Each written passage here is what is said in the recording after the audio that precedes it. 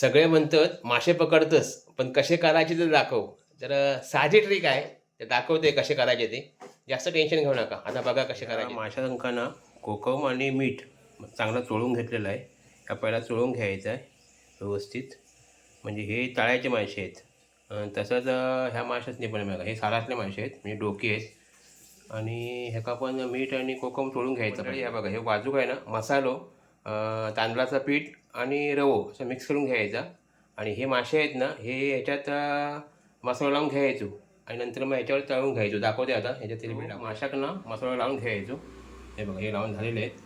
आता तव्यावर टाकूया. बघा आता हे तव्यावर टाकून झाले आहेत. आता हे एका बाजून भाजलेत ना की पलटी मारूया. तसंच मसालो मीठ कोकम लावून घ्यायचा. टोपात तेल आणि त्या तेलात ना ठेचून लसूण टाकायचं. बघा त्या टोपात मासे टाकायचा.